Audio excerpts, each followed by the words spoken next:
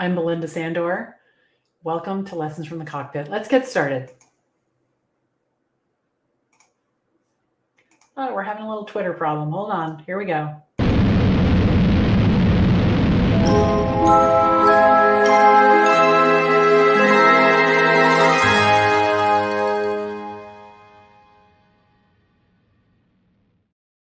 Hey everyone, welcome to Lessons from the Cockpit. If you're joining us for the first time, I'm Belinda Sandor. I'm the founder of the VA Connection, where I coach established and aspiring virtual assistants to create, grow, and scale their businesses. And I work with my students in my free online community, my courses, and my coaching programs. And today I'm going to be your host for Lessons from the Cockpit, my weekly live stream show that airs every Tuesday at 10:30 a.m. And I'm going to share both tactical and practical information with you. And I'd love to hear where you're coming in from. So please put that in the comments. We're streaming everywhere. We are on Facebook, LinkedIn, maybe Twitter, I'm not sure, and YouTube. And if you're watching on YouTube, I'd love for you to click the subscribe button and ring the bell so you're always notified when we go live. All right. So today we're going to talk about perfectionism. Perfectionism is sort of the silent killer, and I want to dive into that in depth today because I think there's some misconceptions about how perfectionism might be helpful when in fact it's exactly the opposite. So any questions you have, absolutely put them in the chat. I would love to answer them to make this as interactive as possible. And before we dive in, I would like to introduce myself. So if you're someone who's struggling with what to do in the next chapter in your life, you're going to be able to relate to this. This is me and my daughter back in 2010. I had a failed business. I'm getting a divorce. I don't have a job. I have a ton of debt, and I'm about to turn 50. And I felt like I was at the end of a dead-end road. And I can't even say I was living paycheck to paycheck. It was more like moment to moment. And because I wanted to make money as quickly as possible, I thought that getting a job was the fastest way to make money. So I spent a ton of time working on my LinkedIn profile, contacting employment agencies, reaching out to past colleagues, but nothing was happening. And I was getting really discouraged and I couldn't wait any longer to make money. So I just decided that I was going to do temp work. So I had spent years as a secretary in the 80s and the 90s. I had no trouble getting assignments. So that was great. I loved it. I was helping people, making money and feeling like I was making a difference. But what I didn't like was I didn't like the commute and I didn't like sharing a percentage of the fees that the clients were paying with the employment agency. And so I had an aha moment and I thought, what if I could offer my services directly to entrepreneurs? Now, I had no idea how to make this happen, right? And I didn't know any business owners, but the whole job search thing was not working at all. And I was getting pretty desperate. So a few days later, I'm waiting at the school bus stop with my daughter, Emily, and one of the dads asked me what was new. And I told him my idea about doing admin work for small businesses and entrepreneurs. His entire face lit up. And I was so surprised. And he said he was looking for someone to help him with his brand new business. He needed help paying the bills, installing software on computers, setting up QuickBooks. So we met that afternoon and he hired me. So here I have my first client.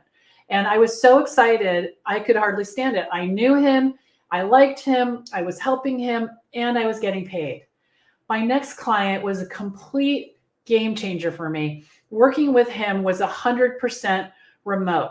He asked me to do something I didn't know how to do, and for a second, I panicked. And when I told him, he said, would you mind figuring it out? I'll pay you to figure it out. I'll pay you for your time. And I'm thinking, you're kidding me, right? So I'm working from home. I'm getting paid to learn something new.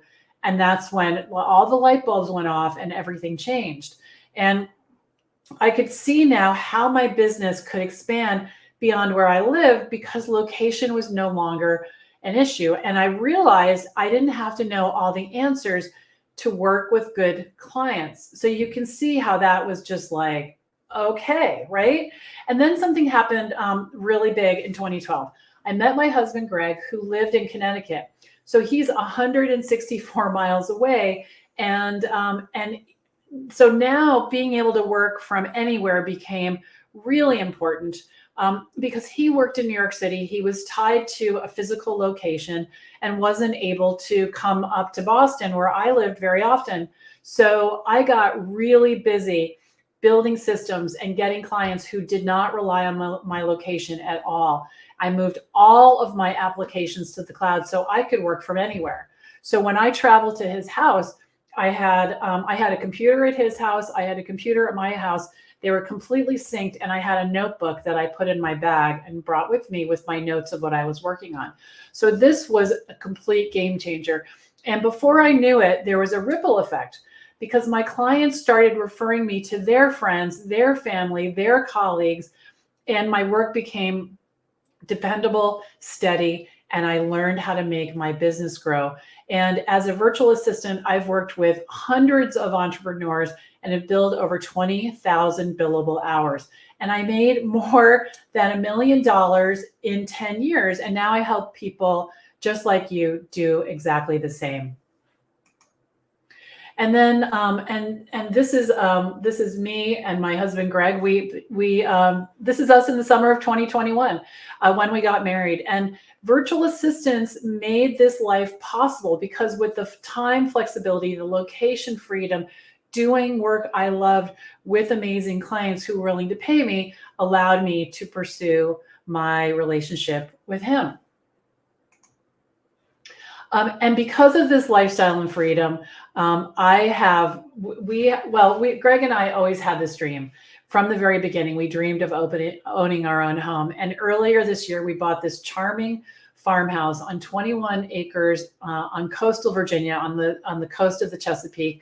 And I didn't follow the plan I thought my life would follow. And there were years when I felt bad about it. I was supposed to do this and then that, and this was supposed to happen. But the truth is that I had my daughter at 40. I started a career path as a virtual assistant that would forever change my life at 50. I married the man I've been looking for forever at 60. And I want you to know that it's not too late for you to have the life that you want to. You have to start thinking like a successful business owner and let go of some of the things that you might be holding on to that are getting in the way. And one of them is perfectionism. All right, so you ready to dive into this topic? All right, good. So I hear people say with pride that they're perfectionists. It's kind of like a badge, oh, I'm a perfectionist. Oh, I have to do it this way. I'm a perfectionist.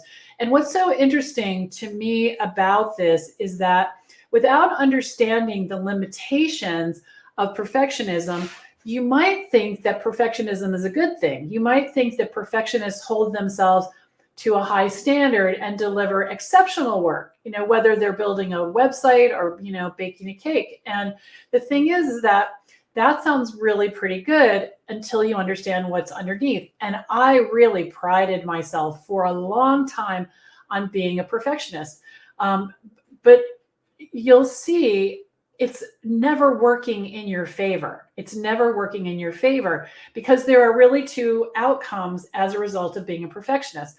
So the first one is that you hold yourself to a standard that's so high that taking the first step is impossible. How many of you have had that happen? You just can't wrap your brain around how it's going to go or your ability to make it happen. So you just don't take a step at all, right? We hide and overwhelm. We hide all over the place, And so this is a really bad idea. And if you're doing this because you have dreams, you have goals, and you're not going for it because you don't feel good enough. We also might call this imposter syndrome, right? And then the second thing that is a possibility that I've seen is that we start to work feverishly, right? We feel like we have to achieve the result immediately. And if we don't get the result immediately, then we failed. So can you see how either way perfectionism leaves us feeling unaccomplished. It results in quitting or abandoning the project entirely because we just can't see ourselves in it. And so perfectionism is not a superpower. Perfectionism is a super stopper, right? It's a super stopper. And once I realized how my perfectionism was holding me back, I learned that to be empowered by my high standards. High standards are great, but that's not perfectionism. High standards is very different. And I learned how to set realistic goals. And I left behind my false belief that the perfectionist mindset would make me, I really believe this. I thought if I'm not a perfectionist, I'm going to be seen as sloppy or lazy, or I'm going to deliver thoughtless work. That's not the case at all.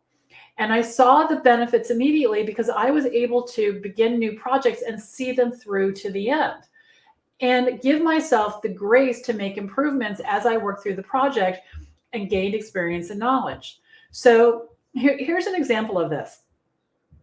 In a couple of days, we are launching a brand new training program. It's called the VA Business Launchpad. Today is Tuesday. We're launching on Thursday. The workbook is not finished. This is not a catastrophe. The workbook is not finished. Now, I have some pretty high dreams about the workbook. The cover's done and about all the things I want to put in it. But the truth is that we might start this training with worksheets instead of a workbook. A workbook takes a ton of time. And right now I'm focusing on developing this new training and getting it as good as I possibly can for Thursday. Now, when we do this again, whenever that is, it'll be even better because I'll have more time to invest in it. I will have learned. So much learning happens in the doing. So by not really letting myself off the hook, but by setting realistic expectations that I'm not going to be able to produce a 32-page workbook on a training I'm still trying to figure out in 2 days, that takes a lot of pressure off. Now, I will make sure that if we just have worksheets, that the worksheets, they might not be the prettiest thing in the world, but they will have all of my brain power in them in order for people to get the results they need, because that's what I'm going for. I'm going for the results. I'm not going for looking like I have everything completely handled. I'm not going for perfectionism, right? When I want to provide a result to the students that decide to attend the workshop. So can you see the difference there? And knowing that I can incrementally change something over time, but it gets me into action. And even though that action is uncomfortable, it's realistic, it's realistic. So here's how you can start making shifts when it comes to perfectionism. So the number one thing is to believe in yourself. And in my case, I have learned, and it took me a long time to do this, I have learned to soothe myself at the beginning of each project. Instead of, trash talking myself, I say, you know what, you always produce good work.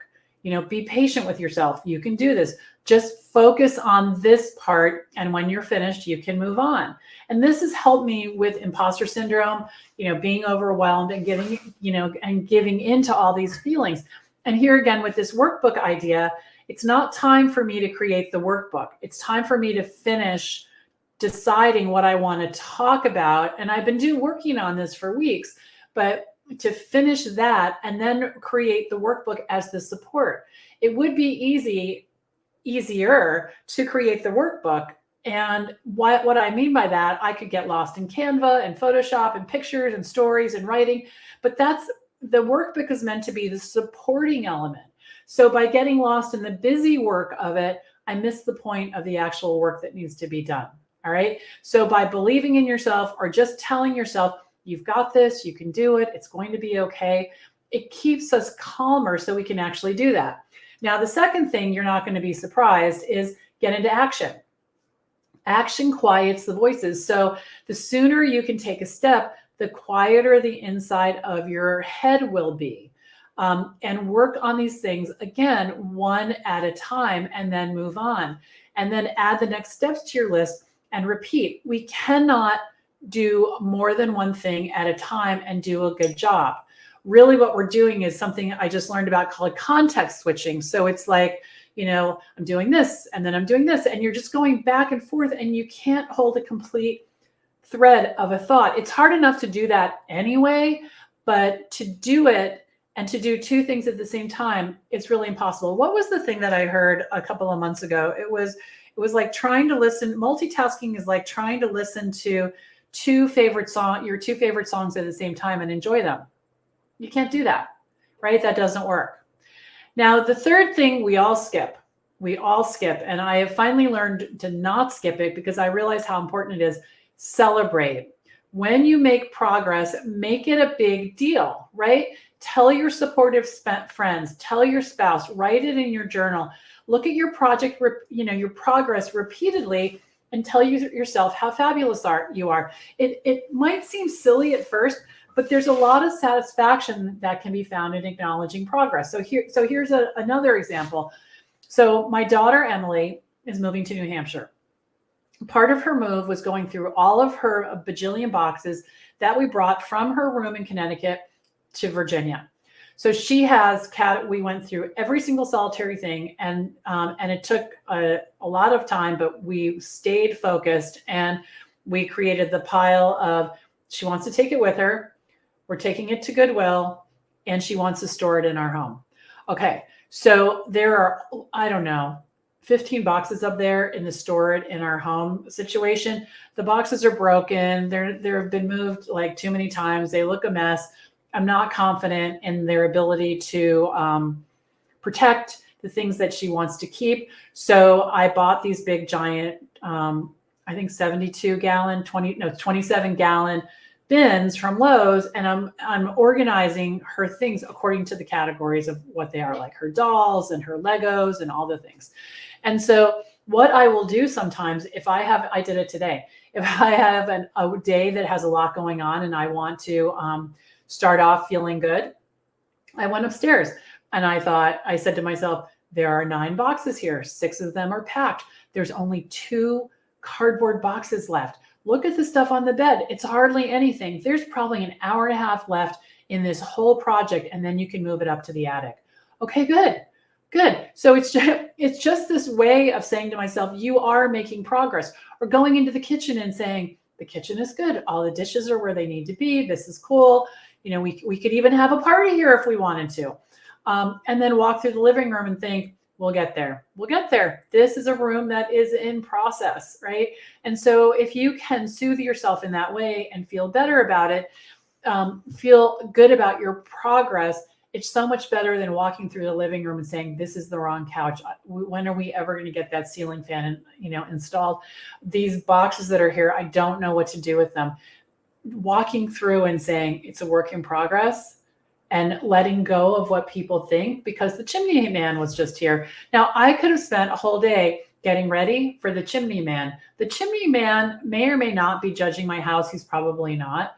But for him to see my office a mess, as long as he had a path to the fireplace, I think he was probably happy. And to just let go of the rest and say to myself, we haven't lived here that long. There's a lot to do. We have full-time jobs.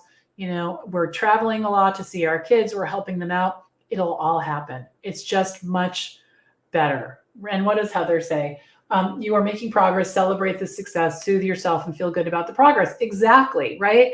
So perfectionism does not stop mistakes from happening.